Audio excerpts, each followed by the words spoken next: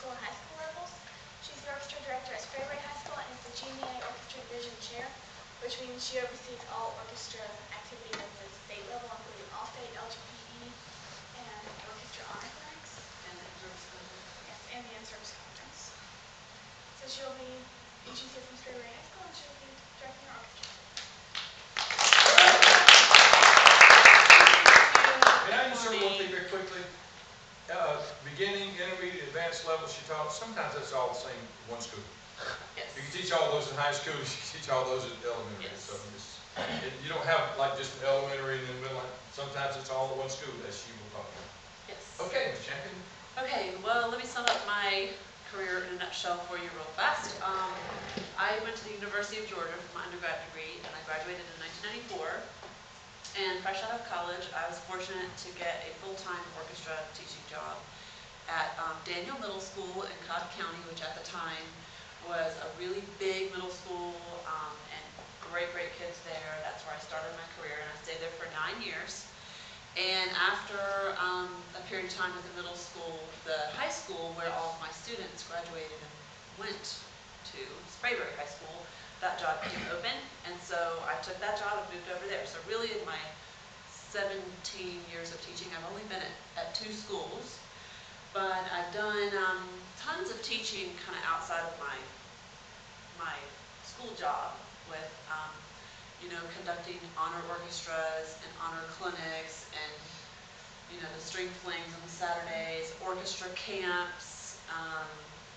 I've even done a couple of all-state level groups in my career. And I don't really consider myself a conductor so much. I didn't really study conducting. I consider myself a professional string teacher, string educator. And so I know that in here today we have, most of you, your concentration is probably wind or brass instruments, correct? Let me see the string players' hands. 1. And that's generally the way it goes in the general population, I guess, of music teachers too. If you look at the Georgia Music Educators Association, which has about 4,000 members, the largest division is probably going to be the band division. After that, it's going to be the general and elementary people, and chorus close second, and then orchestra is kind of, you know, a lot smaller and a little bit more exclusive. Not so much now as it kind of used to be, because there are more and more people who are not string specialists teaching orchestra, so I thought that's what I could focus on with you today. It would help you, because when you get out of school and you go looking for a job, you may not be able to be as particular as, you know, I was fortunate to get into the job that fit me. I've been reminded many times over my career, and more lately than, you know, in the beginning, that my certificate is K through 12. So, you know, I don't have to be an orchestra teacher and only teach orchestra. Actually, I'm qualified, or I should be qualified, to teach elementary music, high school chorus, middle school band, or a combination of all of those things. And depending on your job, it's more and more common these days for the music teacher in a program or in a school to be teaching more than one area or division. So, you know, the high school band director also teaches the class of strings, or you know, you're in a private school and you teach everything from the general music classes in the elementary school, you know, all the way up through the high school, dealing with the marching band and the chorus and trying to start a string program and all that kind of stuff. So you have to be pretty diverse, I guess, to be able to market yourself for the job that you really want. And you may not be able to, you know, find something that's exactly perfect when you first start teaching for what you want to do. So basically, you have to be prepared for whatever situation or job comes at you. And I think it's probably impossible to be like, you know, the jack of all trades, they say, master of nothing, right? So if you find yourself in that situation where you do end up also teaching orchestra, as well as, you know, whatever your main concentration is, the best thing you can do is be prepared and use all of your available resources, including, you know, your colleagues and professionals that are already doing that particular job, and all the resources that things like GMEA have to offer with the conferences and the workshops and things like that. And also being proficient enough on every instrument to teach another person to play that instrument. I couldn't teach a child to play the flute to save my life at this point. If I took a year of study to practice the flute and study the fingerings and the idiosyncrasies of the instrument and become proficient enough myself to where I felt successful enough with it, then I feel like, okay, well, yeah, I can teach a 6th grader to play the flute. But if you don't go into it, if you go into a job situation where you're going to be asked to do something that you're not 100% qualified for, man, you're going to have a rough time. It would not be pleasant. So that's my first bit of advice. I totally be prepared. The next thing is, I guess, a little bit about teaching orchestra, alongside teaching band. I've been very, very fortunate in my career to work with great band directors, and I've never ever been in a situation where we competed for recruiting. But I've heard horror stories about this, where, in a nice big middle school where all the kids start instruments in the 6th grade, the orchestra teachers and the band teachers kind of, fight over the students, and they undermine each other, and they go behind each other's backs, and they just all really kind of, they're a little bit subversive in order to build their own programs. They don't work together, and then it ends up hurting everybody because the students don't want to be, told negative things about the other person's program or whatever like that. In recruiting, a lot of what kids choose to play is based on the personality of the person that presents it to them. So, and I've heard this from tons of kids because, over my career, I've asked my students, why did you sign up to play the bass in the 6th grade? And why are you still playing the bass? Or I've seen a lot of students that I've thought, you are not a viola player. Whoever put you in the viola was out of their mind, just trying to recruit, some violas for their program or whatever. And then I've seen students, who have come in and have said, always wanted to play the whatever, and they're going to sign up for that, no matter what the teachers do or say. But in my experience, I've had, when I started off teaching middle school, I had great band directors who were much more experienced than me, and they said, this is how you recruit. You put everything up on the stage together, all the string instruments, all the band instruments, and the chorus teacher with whatever, they want to bring, like their students to sing, or they would get some high school students from the choir to come and sing, or whatever. You put it all up there together, and you put it, get all the students in there at one time, and you say to them, we're a fine arts team. We don't care what you sign up for, but you have to pick something. Pick orchestra, pick band, or pick choir. Be a part of fine arts. Don't miss out. This is your only chance to sign up at the beginning of 6th grade, or if it's, a different situation, beginning of 5th grade, or whenever you start all the kids. And then you basically pester the students until they all sign up for something. My first few years at Daniel, we had over 90% of the school in band, orchestra, or chorus. Over 90%. And the kids didn't quit. They stayed for 3 years, and most of them went on, play in high school, whichever high school they ended up at. So that recruiting method really does work. You have to kind of befriend your department and work together with them. I've heard some of the, like the, I guess maybe negativity where, there's an established band program and somebody decides we need to have strings, we need to have orchestra too. Because really, if you don't have all the instruments, you're not really giving the students their full range of choices. Some students are just meant to be string players. They'll pick something from the choices that are available, but if they won't have all the choices presented to them, how do you really know? Right? So I've heard people say, well, oh no, we can't have an orchestra because that's going to steal our band kids, and it's going to mess up our this and that. It's really not true, because if you look at why the students pick the instruments in the first place, and what they base those decisions on, there are students who are more suited for certain types of instruments. And I'm not talking about the instrument stereotypes. Like, I won't name any of them here. We all know what they are. Like, girls play the flute. boys play the trombone. You know, tall kids play the bass. All those things. None of those things. That's not what I'm talking about. I'm talking about giving the child the full and accurate representation of what all the instruments are and how they all sound, and then letting the child pick what they really feel is going to be the closest to them. And the good thing about the stringed instruments is they all come in different sizes, so you don't have to worry about really, like, the only thing you have to really worry about is putting a huge kid on a violin. You know, the huge sixth grader has the massive hands, you put them on the violin and they're like, it looks like they're holding a toy, and they play it. That kid needs to be on the cello or the bass. That's kind of a given, but you know, other than that, letting the student try out all the instruments, that's a good way to recruit. What we used to do is, you know, do that big assembly like I talked about, present all the instruments to them at the same time and as equal. And then basically let them choose orchestra, band, or chorus, and then get them in there for like instrument demonstrations and instrument testing. We used to do like a rotation where each class would come in for, you know, half an hour, and I'd say, here are the 4 stringed instruments, and this is what the different sounds are, and this is what they can do, and that sort of thing. Let the students actually get their hands on the instruments, you know, get their mouths on the mouthpieces or on the instruments and all, and then let them think about it for a bit, and then help them to make their decision. So kind of netting them all in at the beginning is the important thing.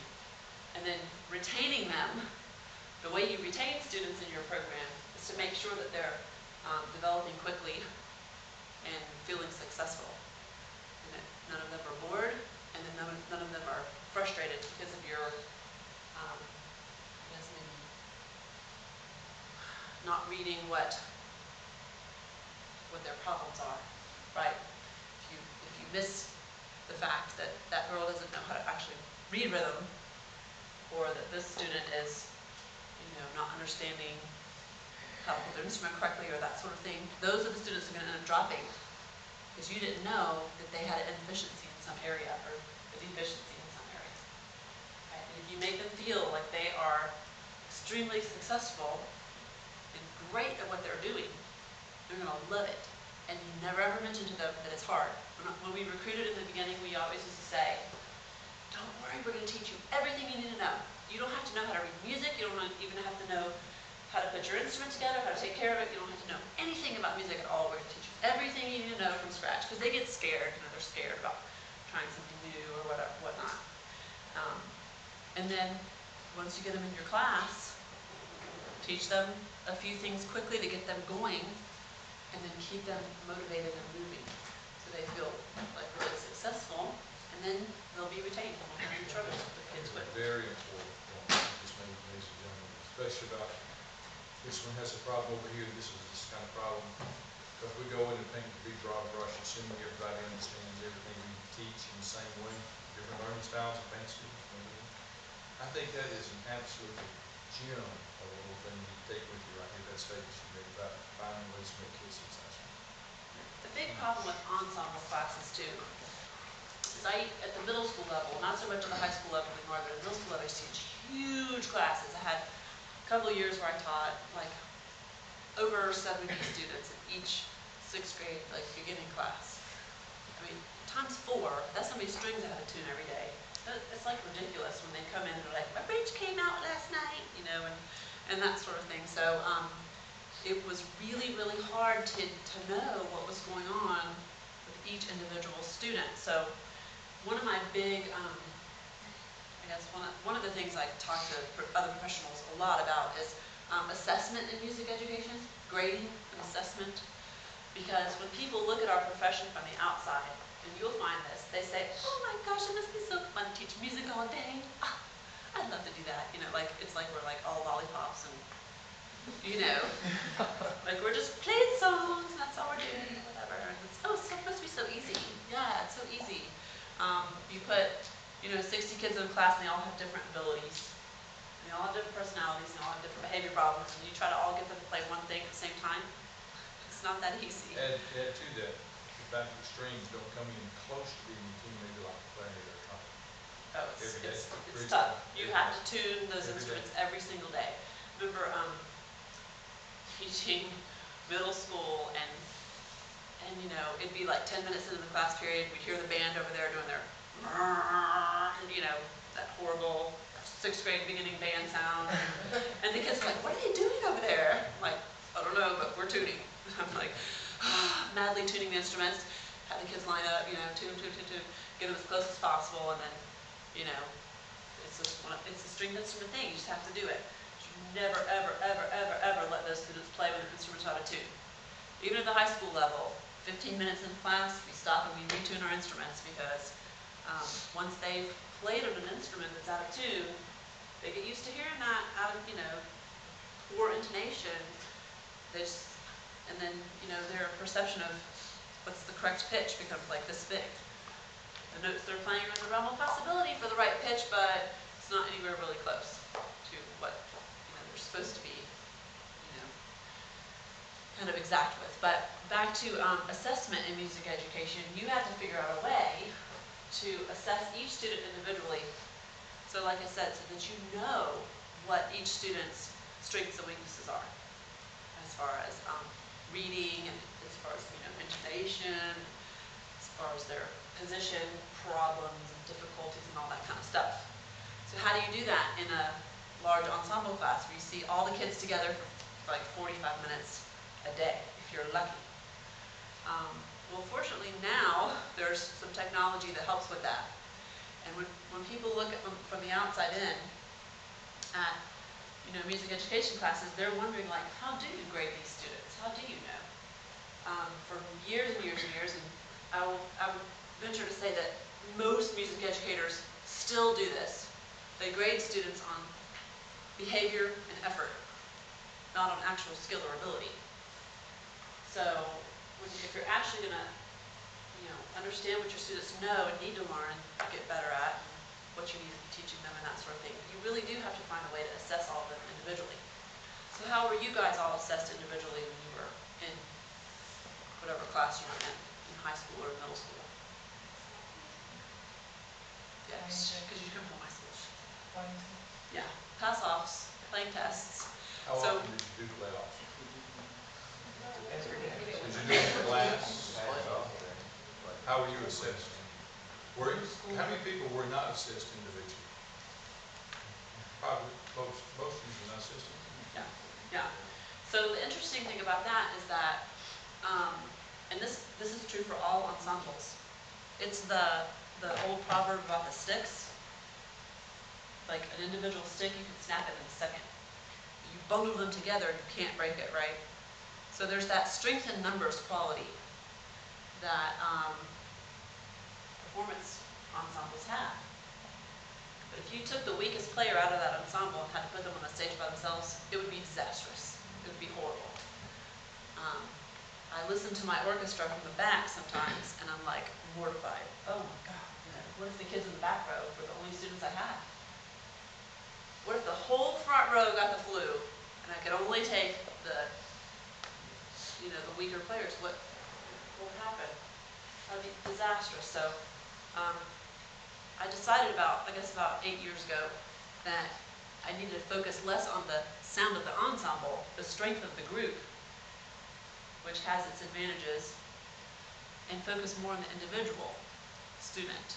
Because, I don't know, the student that got lost in the big numbers and made it to high school and couldn't read and couldn't do this and that, and the teacher never noticed, I felt like I was really doing a disservice to that particular student, you know.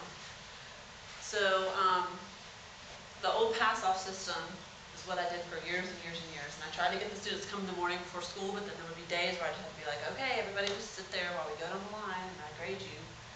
And that was probably the best way to do it at the time. But now, of course, there's online assessment through the Smart Music Programs. You guys need to all become familiar with that and know how to use it, know how to promote it, know how, you know, what's hard and what's easy about it. Because all of the working, teaching music educators that are using Smart Music are finding that their ensembles are much better because now they can reach the individual through assessment without wasting the class time of, okay, today we're doing pass-offs, so everybody, you know, whatever they did while you were doing pass-offs. If you're lucky enough to have 2 teachers in the classroom at the same time. You know, one can teach the class, the other one can pull the kids out and test them. But most of the students were probably unprepared because they didn't know how to practice for that assessment anyway. So with Smart Music, the child gets unlimited assessment opportunities on that same exercise until they master it, until they pass it off. So you did pass-offs when you were, you know, in middle school or in high school, when your director said, that's not good, it's a 60, go do it again. Did you get many opportunities to redo it over and over until you mastered that? No. And probably you thought, too, that the grades were arbitrary. You know, like a kid doesn't know. You go to the line of 8 flute players and they all play the same thing, and they all have different issues and problems, and you know, 2 of them get a 90 and 4 of them get a 60 and 1 of them gets an 80, and they don't even know. And then their parents come back and say, you just don't like my child because you gave them a 60 on their test, and I think they sound awesome. And you're like, of course you think they sound awesome, but they didn't play B flat, or whatever the issue was with their playing. So with Smart Music, it's an objective way. It's completely objective. Like, you take yourself out of it. You let the computer tell a child, right notes, wrong notes, right rhythms, wrong rhythms. And then you listen to the recording just to like double check it to make sure that they did it right. So the working professionals that have used Smart Music in their programs have told me that their beginners learn twice as fast using Smart Music than they did without it. And that they don't leave as many students behind that they did when they weren't using it. Because they do get to assess each student individually. And it does not waste any class time. It doesn't eat up any rehearsal time or teaching time the director has to do. And probably I'd say like 80% of the jobs you're going to be by yourself anyway. So you really can't like take off that whole class period to assess the students. You can go section by section in your rehearsal and that sort of thing, but not really the way you need to reach each student individually through assessment. So that's one way to make sure you retain students, is to make sure that they're all successful. You know, I've had high school students come to me, and the first time I hear them play by themselves, I'm like, you don't have a sound post in your instrument. You sound like you have corks in your nose. What's wrong with this? And they're like, my instrument's always been that way. And I find out that their middle school teacher never heard them play alone one time in 3 years. Middle school teacher never knew that child did not have a sound post in their instrument. Like, no wonder you've never heard Sally play. Her instrument doesn't make any sound. Though for a stringed instrument, the sound post is kind of critical. You know, it's like plugging in the instrument or not plugging it in. So I think that those types of things are kind of like, that's a disservice to that child. The professional not telling or not realizing or not knowing. That person only concentrating on the sound of the ensemble and never looking to the individual to make sure that they're doing the right thing. They understand or whatever problems that they have. Okay? I already talked about the teamwork with, you know, how to work with your fine arts team, how to unify your team. You know, sometimes you'll be in a situation where you have one person on your team that's not a team player. You don't get to pick who you work with most of the time. But hopefully you can diplomatically negotiate these things to say, look, we all teach music. We're not going to fight over the kids. We're not going to undermine each other. We're going to work together to recruit and retain and build our programs together. And then you can pull off things like traveling together or, you know, rewarding the students together. Basically, treat everything as a fine arts department. The most successful schools, especially at the middle school level, that I've seen, the most successful programs I've seen are where all the directors work together in that way. They all work for the fine arts department. They're not all out for themselves and, you know, stepping on each other's toes and that kind of thing. Did you do fundraisers together? Fundraise together. Do the Six Flags trip together. Combined spring concert programs. Do full orchestra in the spring for the 8th grade. The only things you really have to keep separate, of course, are like the performance evaluation things. You don't do that together generally. And generally, depending on what situation you're in, you wouldn't do full orchestra for performance evaluation. That's pretty rare. I've seen maybe 4 or 5 places where they can pull that off by the end of 8th grade. But most high schools don't do full orchestra for performance evaluation. The orchestra and band schedules don't match up that well, so that they could pull that together by, I guess, March. We did our Disney trip together. You know, if you are in a school where you can do a spring trip for the 8th grade or for the, you know, high school groups, you can combine that and do that together. There's a lot of advantages actually for, you know, combining your things together. More kids involved, and then they're all happy in their own programs because their 3 friends from orchestra are with them when they go to wherever you go, whatever you do together. At my husband's school, they do like a lock-in for the 7th grade for the fine arts. They just work as a team, basically. So if you can get yourself in a situation like that, everyone in the long run is more successful because of that kind of teamwork with the fine arts department. The other thing I was talking to you about is involvement and leadership.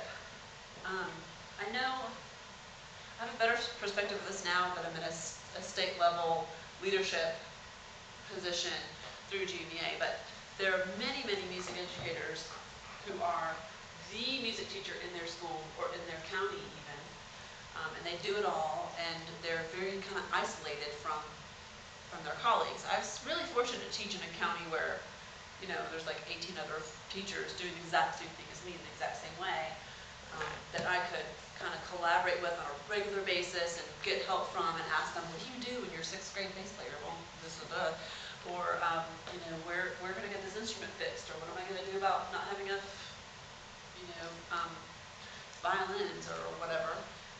And so even from the beginning of my career, I don't know who told me this, but maybe one of my college professors, probably Dr. Legler, said, you know, when you're in those meetings with those veteran teachers, you just don't say anything, and you just soak up everything that they have to say. So when I was in college, I was actually invited to be like a camp counselor at the big string camp, the ASTA string camp. And of course, what was I like maybe not even probably 20, I don't know. I was like halfway through music ed, and I went to this camp, and there were all these like veteran teachers there. And after the students went to bed at night, all the veteran teachers would just sit around and like talk orchestra stuff. And that's, I would say, where I learned the majority of the things that I needed to help me survive my first year teaching orchestra. Just basically hanging on every word that those experienced people, you know, had to say, the advice they had to give, and a well-placed question can get someone like that talking to you, and you really, really learn a lot from those veterans. So, and then taking every opportunity that I could get to,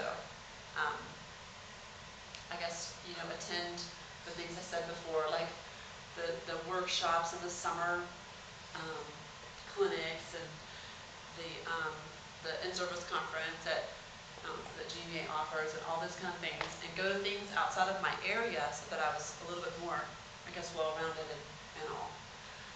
But even if you are the only music teacher in the middle of nowhere, you still can, you know, reach out to your, you know, your closer colleagues, and certainly the people who are a little more experienced, because, you know, every job situation is a little bit different, and all of them have their own, you know, I guess, their own difficulties and their own things that, you know, are great you don't have to worry about. Like in some places, you know, you'll have students that can't afford to get instruments, or whose parents won't bring them to concerts. In other places, your biggest problems are going to be, you know, the high maintenance parents that threaten to sue you every other day.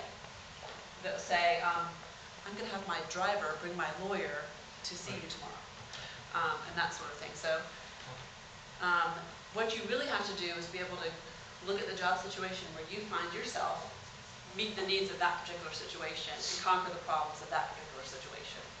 And I've seen great educators be successful at in any type of job situation. I've also seen great educators fail miserably because they didn't meet the needs of their particular program. You know, they're trying to run the program at middle school X like it was middle school Z, when those things don't work for that particular situation, for that particular administration, for that particular you know, fine arts team, or whatever the issues are of that school. So that's the involvement part, kind of. Through my state level leadership role, I've actually come across a lot of people that are just absolutely unaware of what's going on outside of their little bubble of their little school. or their little community. They're absolutely unaware. And that's no one's fault but their own, really, because there's plenty of ways for you to get involved, to be informed, to get help, you know, to find people that can help you find the resources that you need to be successful in your job. There's plenty of support out there for you, but you do have to reach out for it sometimes. And sometimes you do have to ask for it. You do have to say, you know, to a teacher that's 10 miles down the road that's been teaching 20 years, I'm having a real problem with this. Can you please come and help me figure out what I need to do to fix this, to make this better, or whatever your, you know, your issue might be. It's another very important point you just made. Because they're all willing to do it is the thing. And it is not a sign of weakness for a young teacher to call a master teacher like Ms. Chambers and say, I don't know what to do with this. I'm stuck. You know what that is? That's a sign of wisdom. It's a sign of a positive approach toward growth. And she just said, we're willing to do this. Exhibit A, she's standing here today while her son has a tea party. She's willing to do this. We have no option about this. We want you to succeed. You have resources all around you, starting with this place when you go out. You're bumping the master teachers all along when you call them, sure, let me bring something by. Let me just send you something. I'll come out with you. It's there. Don't be afraid to ask. It's not a sign of weakness, it's a sign of wisdom and strength out there. Yeah, and the statistic is really scary that now that this big education thing's been on the news lately, you know, about how education's failing, or how, you know, all the beginning teachers are quitting within the first 5 years is because they were not successful and they didn't reach out for help. They just stayed in their little room and they hated it, and they got to school and hated it, and went home and still hated it, and never figured out why. Like, what is the real issue here? Why are my students so ill-behaved? And it drives me crazy. Because really, you know, kids, and you think about yourself when you were a kid, you would get away with whatever you could get away with, right? Like I would. I was that kid. I was like, a substitute? Heck yeah, I'm going to go get a Coke. We all did that. But the teachers that had great classroom management, that didn't let us get away with murder, and actually taught us stuff, those were our favorite teachers. You all had the teacher that was the big slacker, right? Like mine was I don't know what he coached, but he didn't know anything about the social studies subject that he was trying to teach us, and we were like, oh my God, this guy's an idiot. And of course, you know, he never took attendance, he was always late, you know, he's like the big loser teacher, and we're like, why is this guy even here, right? And then your teacher, like for mine, was Mrs. Longmore. Man, she was tough, and she was mean, and if you did something wrong, she was going to call you out on it, like, but she was a great teacher because we knew that she cared about like what we were learning and what we didn't learn, right? And that's how you have to present yourself to your students. You are not a friend to your students. You are like their parent. The parents that befriend their students are not good parents because they want their children to like them. But it's the parent that says, no, I will drug test you. Or, no, you can't have the keys, or those kind of things that, you know, the kids hate it, but in the end, those are the kids that grow up to be alive and successful, right? So it's my opinion that you got to be kind of tough. You have to have that tough, but then feedback on this. I mean, I see some little questions bubbling out of Ms. Champion. This is a very shy group. I can tell, and they're sleepy too. They're very shy. Well, They're shy and they're sleepy. They're always sleepy. I know. That's the nature. This is a very shy group that hardly ever talk. You know, they're so bashful. And most music students are. You and I both say that. You and I both have that. Questions? I mean, really, this is some great stuff. This is something right. Comments about that? Observations? I mean, you're all thinking about those teachers you had that were slackers. And you know what, guys, this is crazy, and I hate this might be on the internet or something, but I'm an orchestra teacher today because I had bad orchestra teachers. Like, I had a couple of them that were like awful. And as a kid, I was like, I can do your job. I'm going to do that. I'm going to kick your butt at it. And guess what? That's what I'm doing. And I've actually, a very, very weird day was when I judged one of my former orchestra teachers at performance evaluation. Wow. And guess what? Their orchestra was the worst orchestra I heard in 3 days. And I was like, I was right. We were awful. And thank goodness I don't have that person anymore, and how's that person still doing this job? I'm interested in what you said on your sheet to that. Well, I don't think because my name had changed, I think that this person Oh, was they did. probably oblivious to who I actually was. Oblivious, while they were So, teaching oblivious. Oblivious. Yeah, oblivious. So, don't be oblivious. Don't be oblivious. And don't make the, you know, I hated it when I was a new teacher and I was working so hard and I was feeling really successful, and I got a couple of really nice compliments when I first started teaching. There was a man, my first principal was named Mike Campbell, and he went on to be like huge bigwig kind of person in Cobb County, top level, you know, administration or whatever. And he told, when I was ending my first year of teaching, he told the assistant principal, and she told me that he said I was the best first year teacher he'd ever seen. And I will never ever forget that he said that about me. And you want to be one of those people that your principal says, that's the best first year teacher I've ever seen. Where people don't go, oh, first year teacher, doing the same old stupid first year teacher stuff. You don't want to fall into those pitfalls that beginning teachers who are unprepared fall into. And you will have to work harder than you've ever worked in your life. You think high school's hard? You think college is hard? You get that teaching job and you realize, like, oh my gosh, there's like 12 hours of work here. And they smash it into like a 7.5-hour day, and most of that time you're with kids. You know, you don't have time to even go to the bathroom half the time when you're teaching in that situation. And you're constantly in meetings, there's constant interruptions, there's constant stuff all the time. It's really tough.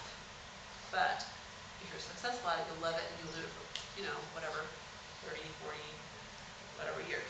And then after you've done that for a long period of time, after you've met all the people you can meet, reached out to all the resources you can reach out to, gotten all the opportunities you can get, helped out with everything you can help out with. You be the person that shows up for everything. You never miss an audition day. You never miss a solo ensemble day. You're always there for your kids, for your program, for your colleagues. Then you'll find yourself in leadership roles, where after a few years, they'll say, well, why don't you be the organizer for solo ensemble? And you're like, oh, okay. And then you'll find yourself organizing performance evaluation. Then you'll find yourself organizing Allstate. And you'll find yourself elected for a district office. And you'll find yourself elected for a state level office. Then you'll find yourself in charge of everything. Yes? Like whenever you're designing, you know, how you're going to teach this and that, and like it's really easy to think, well, you know, well, what if the student just says, no, I'm not going to do this. How often do you really like run into someone who like their attitude is just so negative that like you have a really hard time getting over that barrier? That's happened a lot. Like you tell a child to do something and they don't do it. You tell them to do it again, they don't do it, and then they start the fighting back kind of thing. Happens to me more often with like, not with orchestra kids so much, but when I'm interacting with like my advisement class, which is always horrible, or you know, seeing kids in the hall or that sort of thing, and like the students that I don't know. That happens a lot more often with my students. After about like 3 days, they have me in orchestra. They realize, okay, I'll do what she says, or there are consequences to that. And as long as your expectations are really clear, and you revisit the expectations every once in a while, and you remind the students every once in a while, you really won't have a problem with that. Even in the very, what people call like the roughest schools, the worst demographics and that kind of thing. You just have to be really, I guess, assertive. For me, I always felt like one advantage I have is my height, especially with the boys. Like, you know, if I was like 5'1", I was like, please sit down. You know, I don't know that they would be quite as receptive for behavior management as when I like get in their face and like, you sit down right now, or I will push the button. You know, and you make the teacher face at them or whatnot. I think my biggest issue right now is probably kids who don't try, and that infuriates me more than anything else. Because I know they can do it, I know they can be better, I know that they don't have internal motivation to actually do it. So you give them external motivation. You say, if you don't bring your violin to school, you will fail orchestra. How's that? And then they're like, oh shoot, I bring my violin, okay. Or, you know, if I have to tell you to sit up one more time, you get no participation points for today. So that's back to that balance of participation points in the child's grade and assessment points in their grade for their actual playing ability. And when I first started teaching, I was like all starry-eyed, and I thought, oh, any child can learn to play an instrument. And then they gave me, an autistic child that like sat and pulled his hair out and would scratch into the cello. And I'm like, okay, maybe not every child can learn to play an instrument, but music is for everyone. So what I want to try to do is give them a good experience so that, when they don't play this instrument anymore, they think, oh, well, maybe I will try to go to symphony. Or maybe I will, donate to that kid that's selling cheesecakes that plays in the band in my neighborhood or whatnot. So they have a positive feeling about it after they don't do it anymore. So one of the things I talk about a lot is like creating lifelong musicians out of kids. Like my ultimate goal is that they would all pick the right instrument and stick with it and learn, like keep playing after high school. Because between middle school and high school is a big area where they all like they drop. If you can get them going in high school, they usually stick with it. And then at the end of high school, it's a huge responsibility to try to place all those students somewhere where they can keep playing, especially if they don't have great skills. You want to find a way that you can keep them touching their instrument every once in a while. So for my alumni, I invite them all back. They all come back and play on my Christmas concert. The ones that, played okay in high school and can still, whip it out, play some stuff for the Christmas concert. And that kind of motivates them. And then I try to counsel them on, why don't you try to go play in this community orchestra or play in your church orchestra. You can play here, play there. Try to keep them involved in playing. When I first started teaching, it was amazing how most of the students that I taught had no one in their family that had ever learned to play an instrument. They just didn't come from those communities, just weren't there. That's not where they came from. A couple of them were like, oh, my mom said she played recorder when she was in elementary school or whatever, but it's not like they came from big families of musicians or generations like, oh, I played clarinet in high school, why don't you play clarinet? That sort of thing. So their families really had no background or anything with it. So as the educators, your job to kind of educate the parents along with the child about what it means to be a musician. We all know because we're all sitting in here. But the parent who has no perception or idea of this except for like their child played baseball or something, it's a big deal. So it's your job to kind of promote and rein them in.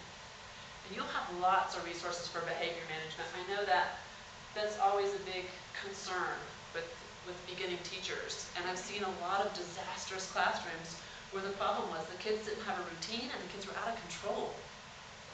That's the first thing you have to do. You can't teach them anything until they know what the classroom expectations are. And believe me, I have sent my 6th graders back out of the room and made them line up in the hall and started over with them before because they were so wild and out of control. Sometimes these are things that you can't help. Like on a day where there was like a performing arts assembly and they gave all the kids candy and stuff and then they sent them to orchestra. You're like, oh God. You have to just try to like harness in all that madness and energy because teaching middle school is like playing whack-a-mole. It really is. It really is. It's like stop touching that, stop hanging on that, sit down, stop taking, put your feet down because there's a constant correction all the time. While you're trying to teach these kids play their instruments, that's kind of hard to do. It's like it gets a little bit crazy sometimes, and then of course you're always having to deal with, the one kid, like you said, the one obstinate kid. I think the best thing to do is once they start like fighting back, you just ignore them. Just be like, okay, I got nothing for today.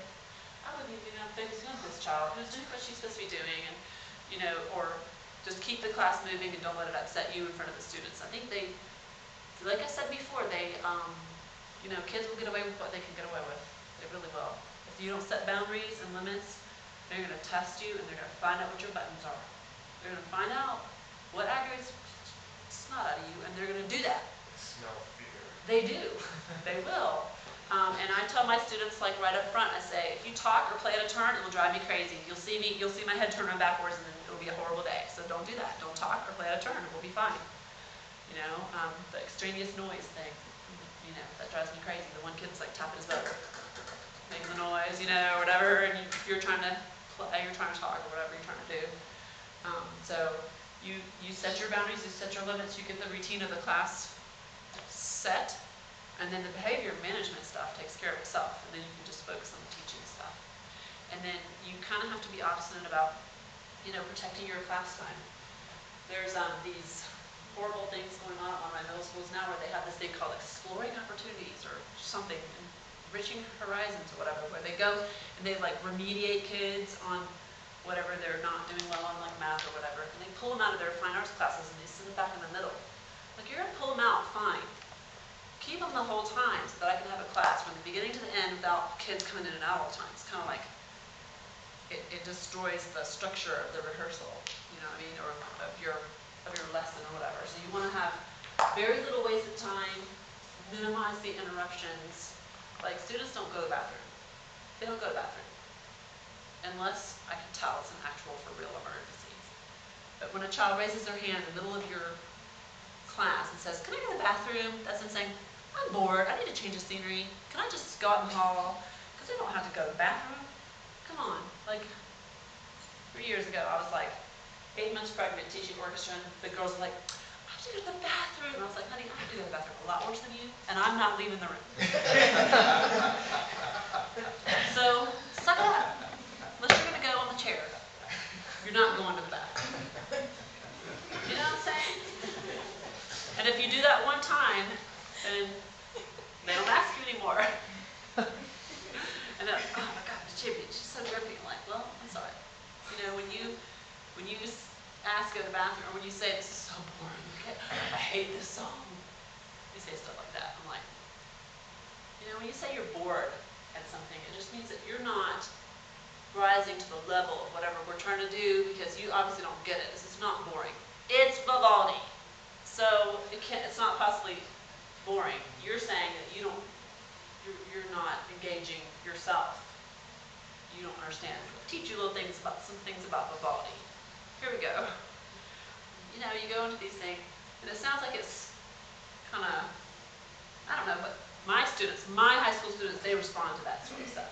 They get it. They respond. They understand where I'm coming from. They know, in the end, they know that I would do anything for them. So, when it comes to things like that, I don't really have very much problem. It scares the shy kids. And there's always the one kid in your class that when you fuss at the class, I'm like, "Gosh, you guys are talking every day. Hush. You're not going to get anything done. Let's play." Or whatever. It's this one kid that's always quiet and perfect and beautiful that's like, "Oh, she fussed at us." And so they feel guilty when they're like, they're not the one that did anything at all, They go home and they say, "Oh, Miss Champion, she hates our class because we talk all the time." I'm like, "You don't. It's not you. It's other people in your class." You guys know what I'm talking about? Yeah. I was thinking, like, if the child wanted to play violin, they start on violin, they weren't that good, but is there a way, like, maybe you'll have to, like, change a student to a different instrument, and how do you? Well, if you're going to do that, you have to catch it really early. I had a couple of boys come to high school orchestra. One of them played football and was like humongous. He was playing the violin.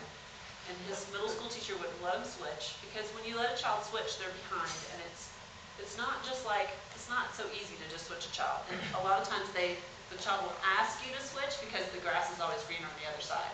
But they look over and they see the cellos and like, "Man, look at those cello players. They're having a good old time. That must be easier." They think that like if they switch, it'll be easier, when really, when they switch, it's harder. They have to get, caught back up and everything. But these two kids came, and one was this huge football player, and I was like, "You play the violin?" And he's like, "Yes. My middle school teacher wouldn't let me switch." And he's like, "But I've always wanted to play the bass." I'm like, "Well, dude, play the bass. Play the bass." I got him like 3 lessons. The kid plays the bass. He's doing great. So you do have sometimes those students that they do play the wrong instrument. There's one girl right now, I'm about to switch her from the violin to the cello because the violin's just not working out for her. It's just not. She's not a violin player. It's just not right. And I think that she's got so many issues with the way she holds the violin, her tone, and it's awful. Like, it'd be better if we just started you from scratch on the cello. So how are you going to know that as a first-year teacher or second-year teacher, when to switch or when to consider switching? It's tough. You have to be really careful about it. You have to explain to the child, once you switch, it's going to be harder, not easier. Like, you're going to have to work more if you do switch. But if you recruit the kid to the right instrument in the first place, you really won't have much problem with that. Like, I could usually tell in the first 2 weeks of playing, you know, seeing the kids with their instruments, playing their instruments, like, whether they pick the right thing or not. So, yeah. What are the things to look for when you're thinking about switching somebody? Because I don't really have background in strings, so I don't really know. So what are some things you Well, look at? one of my huge, I guess, pet peeves is people who are teaching kids to play string instruments that don't know how to play the instrument themselves.